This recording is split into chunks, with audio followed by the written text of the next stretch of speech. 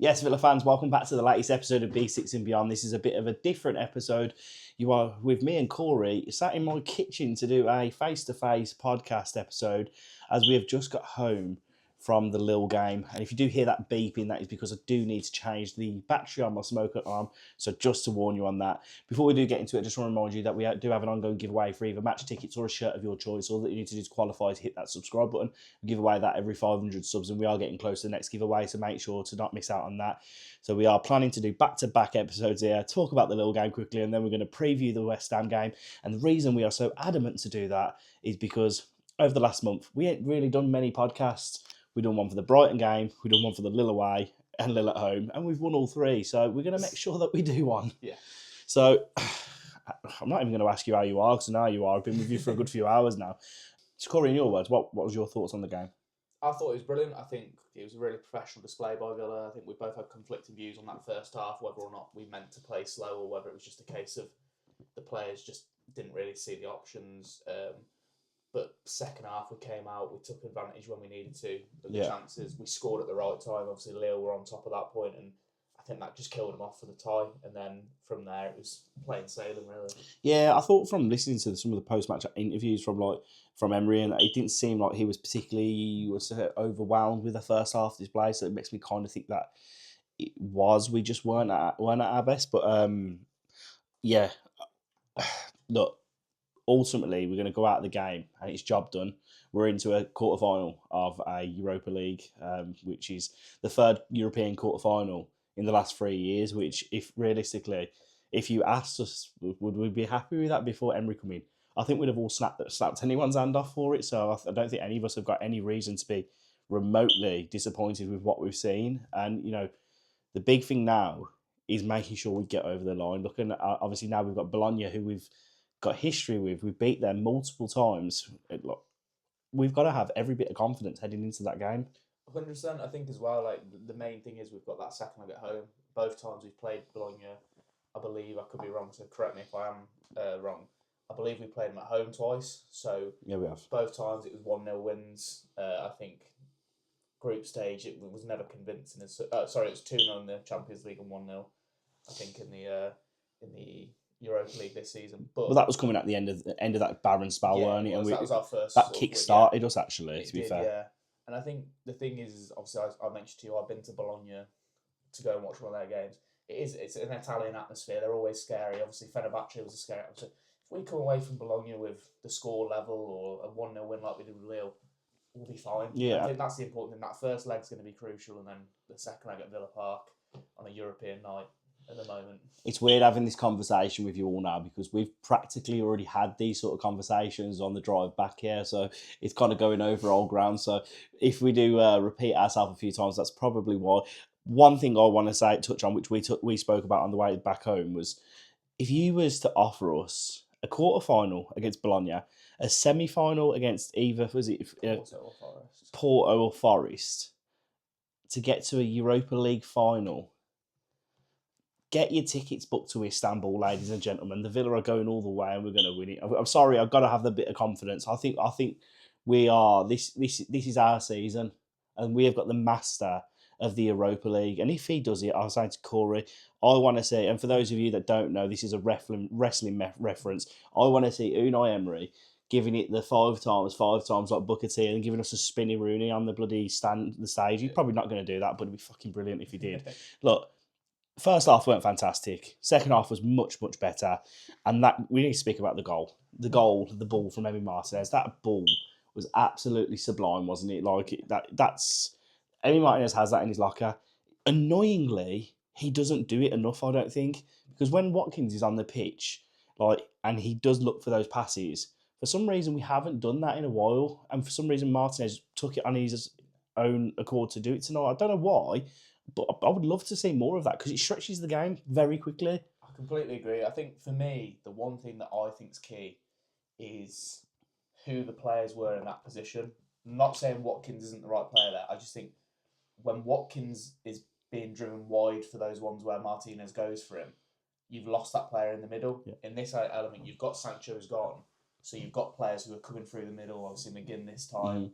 You'd imagine it would be Watkins normally in a league game. And I think that's what we need. We need someone who's going to be like, when we get the ball, one of the wingers goes, whether it's Sancho or Rodgers or if it's McGinn, and then you've got someone coming through the middle. And I think that's been the difference. Is that was one of them where everything about it was perfect. Mm-hmm. The ball forward, the cut back by Sancho. Like I said, I know I was in the ground. I was just thought he was going to shoot. I didn't even see McGinn coming in. And he said, I think McGinn said in his interview, Sancho said to him, he was like, he didn't even think about shooting because he knew McGinn was there. And that's the difference between That's awareness, isn't it? But also it's the difference between world class players. And I'm not saying Jadon Sancho's world class. Yeah, but he's got the ability. He has got the ability. Yeah. And that's the difference between those sort of players and the lesser players, let's say. Well, it's funny you touch on Sancho, really. I think we should have a little conversation on him because I'll be honest with you, and I don't know, like the perception of when you're in the ground watching the game to what you're probably watching at home.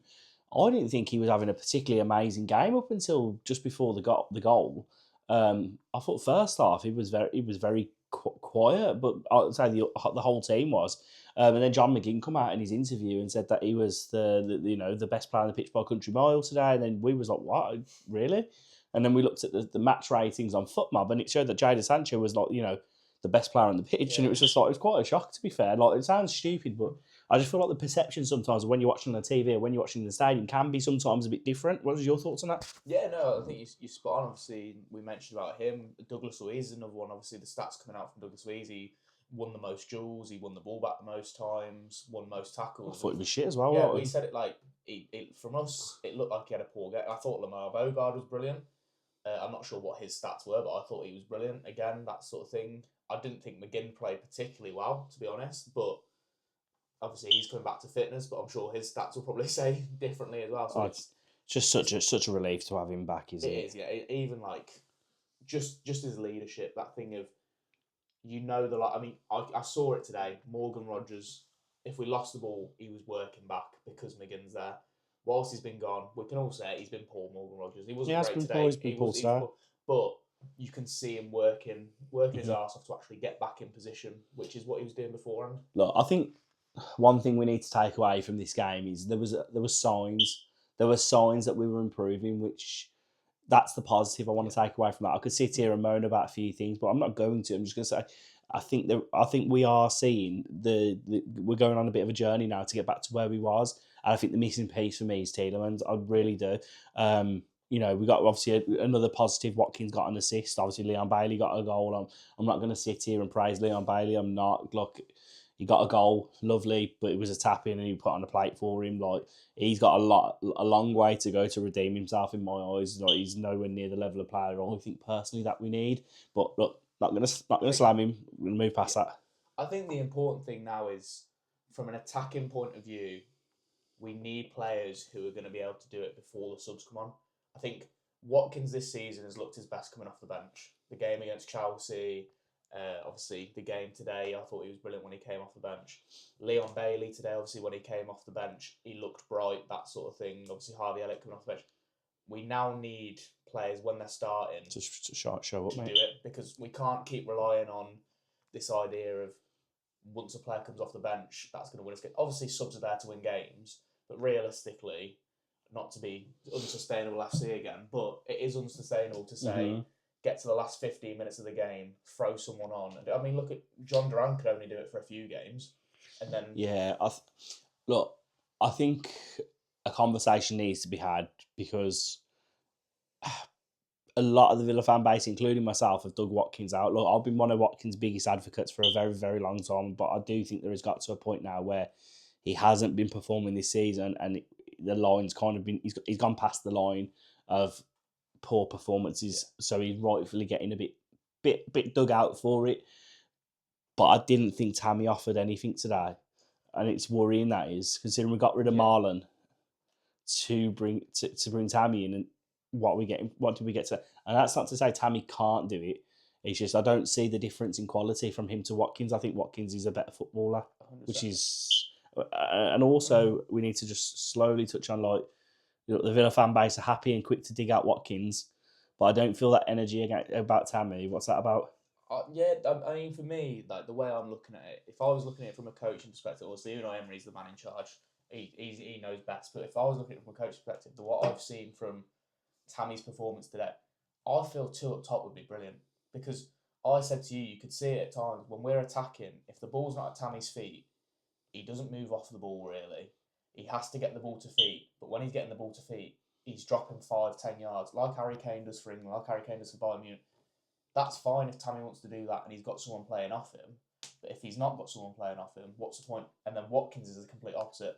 Watkins will charge down, he'll go in behind, that sort of thing. And it's like, if he's going in behind and Tammy drops deep, perfect. Gives Tammy a chance to create space and have a shot. If Tammy's dropping in deep and Watkins goes in behind, Tammy can get the ball, play it out, and you can attack from there. It just gives us different options, doesn't it? Exactly, definitely. I think we'll wrap this up very quickly because ultimately I think we've touched on everything. And ultimately, the big thing we need to take away from the game is look, we've won the game, won it pretty comfortably. I think it was fairly routine as well. I thought we went into autopilot mode throughout the majority of the game. We're into the quarterfinals of the Europa League. We are on the right track to go to Istanbul.